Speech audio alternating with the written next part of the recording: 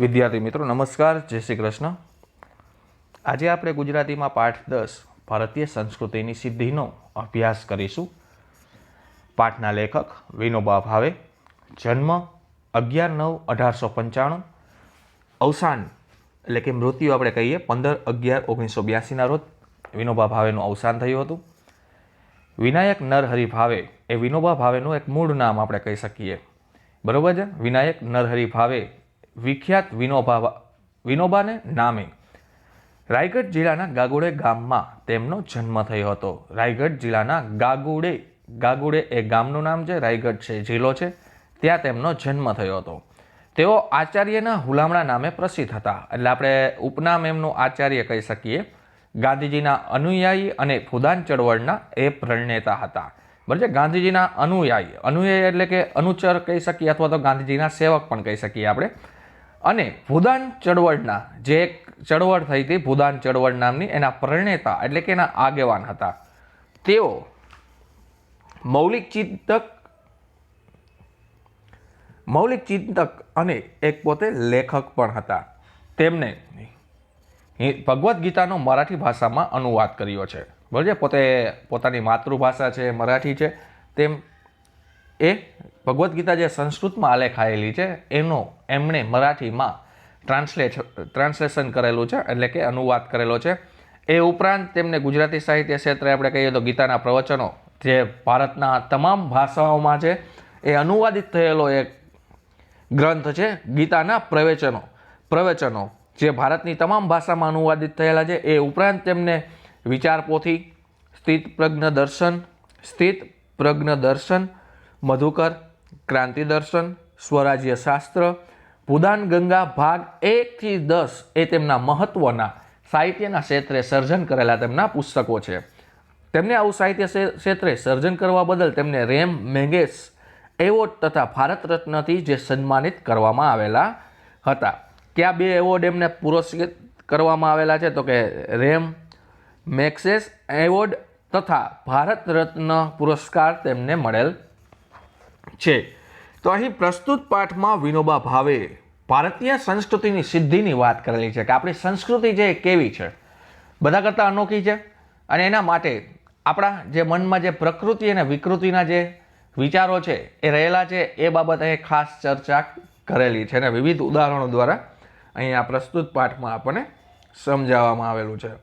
તો પાઠનું ઇન્ટ્રોડક્શન નાના એવા પેરેગ્રાફમાં આપણે સમજીએ કે વિનોબા ભાવેએ ભારતીય સંસ્કૃતિની સિદ્ધિ નિબંધમાં પ્રસ્તુત સાહિત્ય પ્રકાર આપણે એમ કહીએ, પ્રસ્તુત પાઠ નહોતો કે લલિત નિબંધ થશે। વિનોબા ભાવેએ ભારતીય સંસ્કૃતિની સિદ્ધિ નિબંધમાં સંસ્કૃતિ, પ્રકૃતિ અને વિકૃતિ વચ્ચેનો ભેદ ઉદાહરણ સહિત સમજાવેલો છે કે સંસ્કૃતિ પ્રકૃતિ એ વસ્તુ શું છે અને વિકૃતિ શું છે, ક્યાં આપણે આપણા સંસ્કૃતિને ઠેસ પહોંચાડીએ છીએ, કેવી રીતના આપણે આપણી સંસ્કૃતિને જાળવવી જોઈએ, સાચવવી જોઈએ, એ વચ્ચેના ભેદ ઉદાહરણથી આપણને સમજાવવામાં આવેલા છે।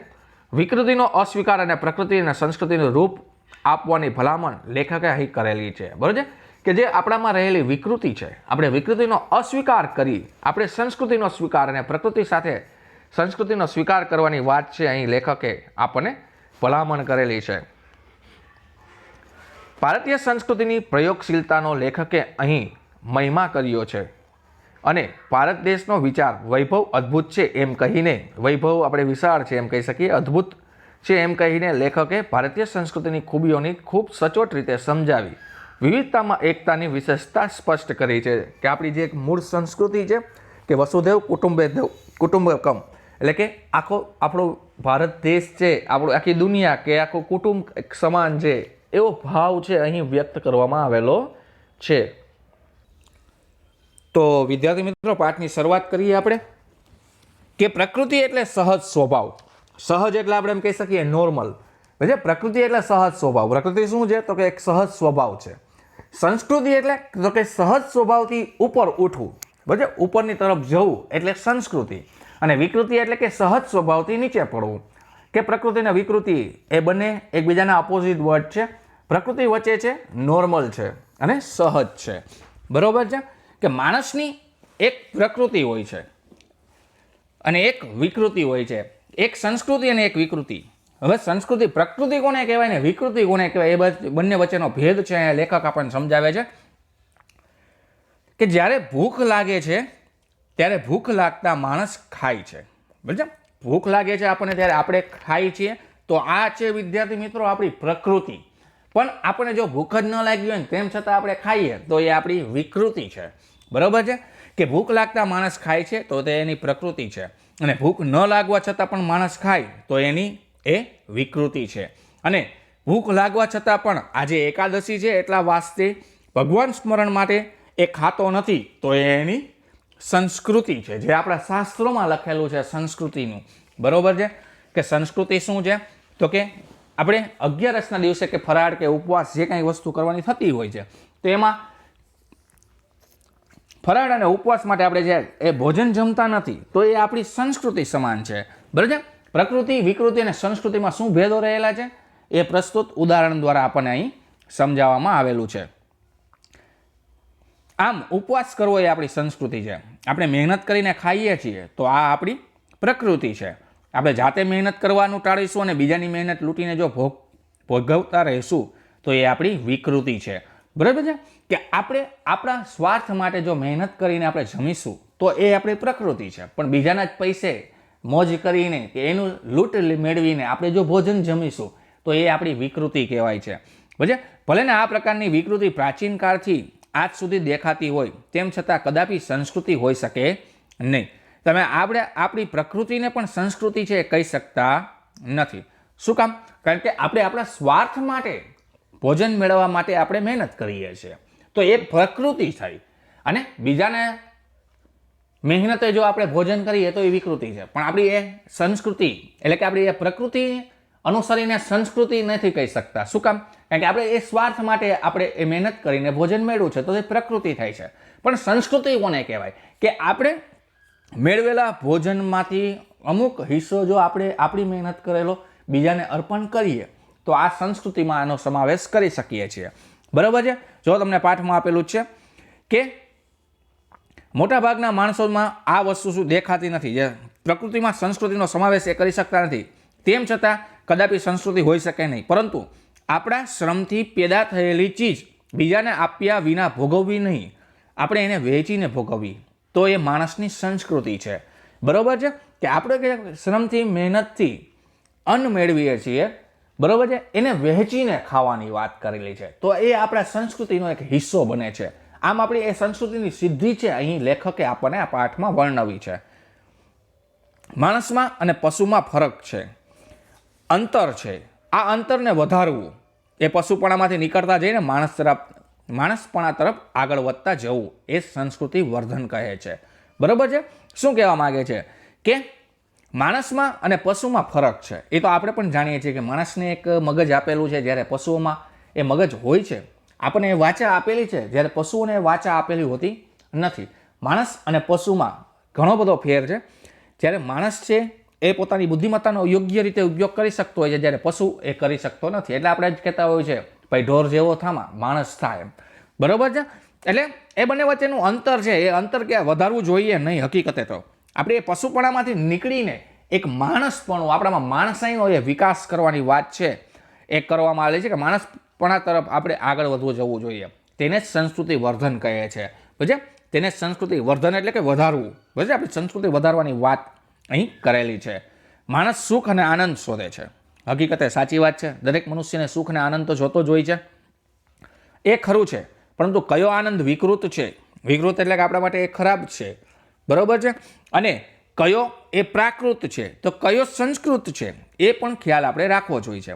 કે જે સુખ સહુને આનંદ આપી શકે તેવું હોય તો ખરેખર એ સુખ છે, અને તે જ સુસંસ્કૃત આનંદ પણ કહી શકીએ આપણે, બરાબર. કે સુખ છે એ આપણા જાત માટે આપણા સ્વાર્થ માટે આપણે સુખી થઈએ, બીજા અન્ય લોકોને સુખી ના કરી શકીએ તો એ વિકૃત સમાન છે, બરાબર છે.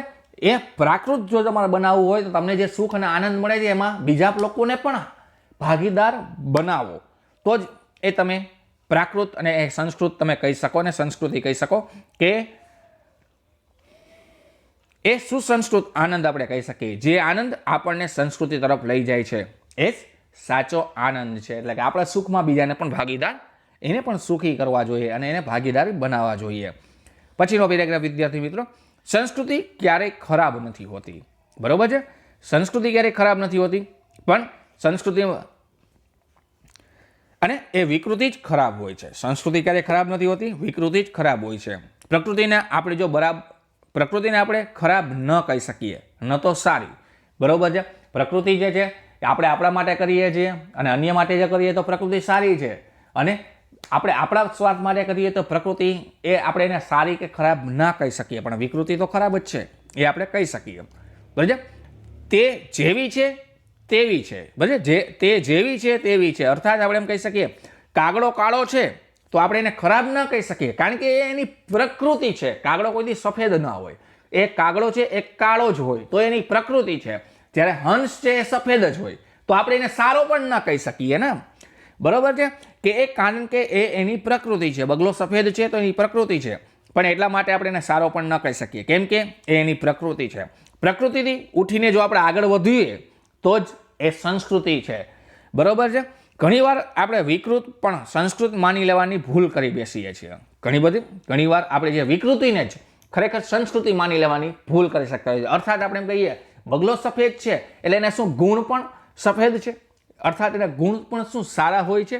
નહીં, એવું હોતું નથી. એટલા માટે જ આપણે વિકૃતિને પણ ક્યારેક આપણે સંસ્કૃતિ છે માની બેસતા હોય છે. કોયલ છે કાળી છે તો એ ખરાબ છે એવું માની લેતા હોય, પણ કોયલનો અવાજ છે એ મીઠો છે. દરેકના કર્ણને એટલે કે કાનને એ સાંભળવો ગમે છે, તો એ ખરેખર વિકૃતિ નથી, પણ એ સંસ્કૃતિ છે, આપણે એમ કહી શકીએ.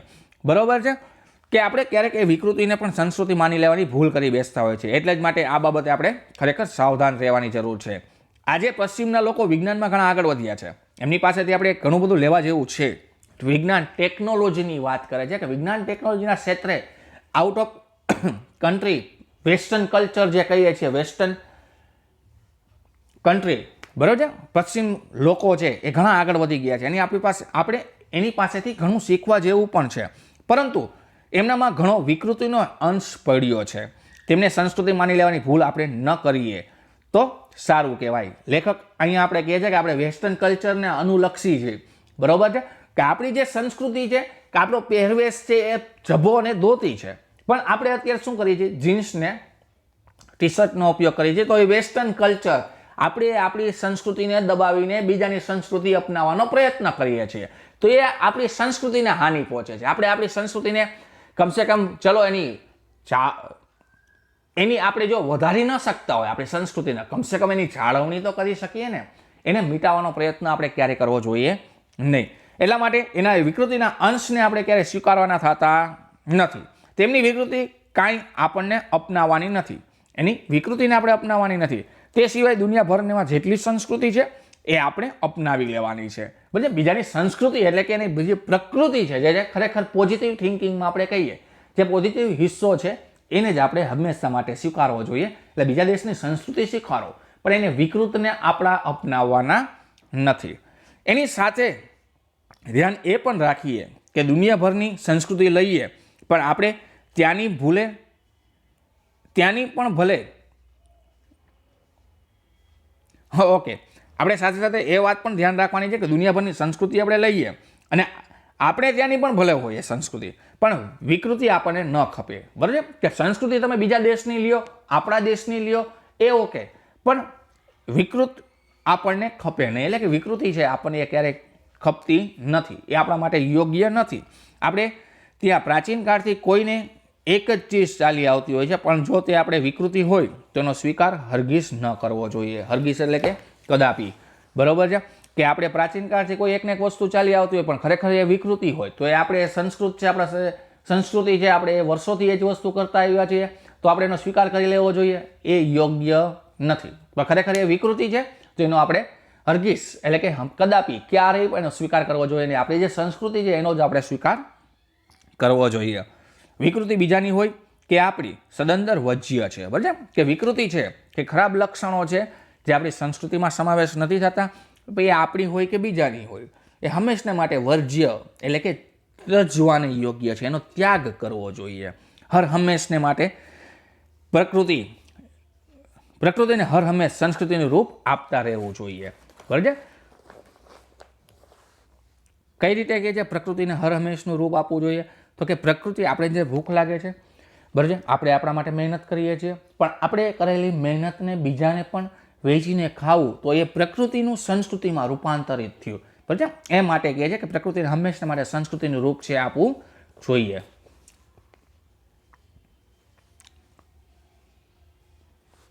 ખાવાનું આપણે ન છોડી શકીએ બરાબર છે, કે જમવાનું છે આપણે ના છોડી શકીએ, એ આપણી પ્રકૃતિ છે, કારણ કે એ પ્રકૃતિ છે. પણ માંસાહાર છોડી શકીએ બરાબર છે, તો માંસાહારનો પણ આપણે ત્યાગ કરવો જોઈએ. કે આપણે એ વિકૃતિને ધારણ કરીને બેઠા હોય તો એ માંસવાળો આહાર જે છે એ આપણે જરૂર છોડી શકીએ, કેમ કે એ સંસ્કૃતિની દિશામાં આગળનું પગલું છે. માંસાહાર છોડીએ તો સંસ્કૃતિ તરફ આપણે આગળ વધી શકીએ છીએ. ખાવામાં સંયમ ન રાખી શકીએ જરૂર જાણીએ છીએ, કારણ કે તેમ કરવાથી સંસ્કૃતિની દિશામાં આગળ વધીશું બરાબર છે. કે આપણે ભૂખ લાગે છે તો આપણે જમીએ છીએ, ખાવામાં આપણે ક્યારેક એકાદશી કે એવી કોઈ વસ્તુ હોય તો આપણે સંયમ પણ રાખી શકીએ છીએ, તો એ આપણી સંસ્કૃતિ છે બરાબર છે. ખાવામાં સંયમ રાખવાની આપણે ક્યારેક જરૂર છે, કારણ કે આમ કરવાથી આપણે સંસ્કૃતિની દિશામાં એક પગલું છે એ આગળ વધી શકીએ છીએ. તો વિદ્યાર્થી મિત્રો, બાકી રહેતો પાઠ છે આપણે નેક્સ્ટ વિડીયોમાં ભણીશું.